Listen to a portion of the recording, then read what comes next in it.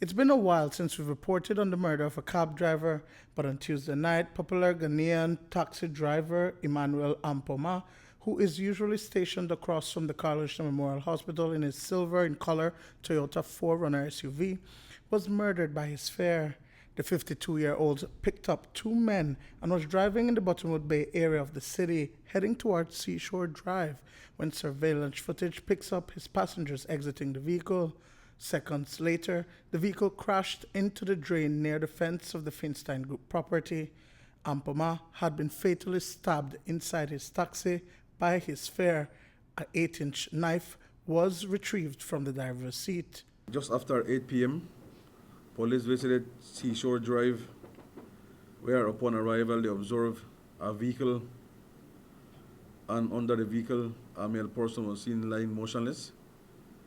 The male person was pulled out of the vehicle, and upon police inspection of the body, observed he had several apparent stab wounds to the body. What police gathered so far is that the driver of the vehicle, Mr. Emmanuel, was driving on Seashore Drive along with two male persons inside of the vehicle.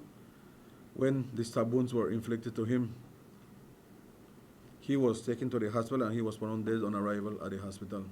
Also recovered from inside the vehicle was a John Sport snapback containing a St. Ignatius High School Adult Education Third Form ID belonging to a 21-year-old. Several persons within the area were interviewed and surveillance footage retrieved. The news of Ampomah's demise has shocked many of his clients, with whom the deceased became friends with. I found out about Emmanuel's death this morning. It just so happened that I went to bed early last night and I never really followed what was happening either on social media or otherwise. It was until this morning when I woke up that I received word of Emmanuel's demise. The irony and why this hurts so much on a personal level is because not only was Emmanuel a trusted cab driver who was one of my go-to guys in terms of picking me up and dropping me off wherever I needed to go, but over the years we've developed a very strong friendship. Very recently, I have been asking him repeatedly about the safety measures that he was taking in terms of operating his service, because Emmanuel Ampomah is someone who I always call him nocturnal. Doesn't work during the day, but you can catch him anytime after 6 in the evening until the early hours of the following morning. And I know for a fact that not only did he service the employees from the KHMH who worked the late shift, he also serviced the employees from the Princess Hotel and Casino who are going on to the late shift. Investigators are uncertain about the motive behind the murder. We are trying to ascertain if robbery is a possible motive, as we cannot tell you exactly if all his belongings was with him, as we are trying to make contact with the family members to ensure if anything is missing from him at this moment. Has the department identified the suspects? No, not at this time.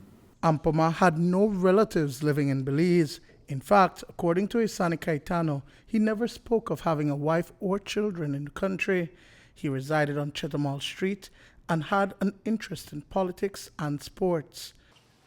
I met Emmanuel Ampomah on May 17th, 2011, and it was a story that I was doing on the construction of the Chetamall Street Bridge, and he was one of the residents that were living on the north end of the Hallover Creek.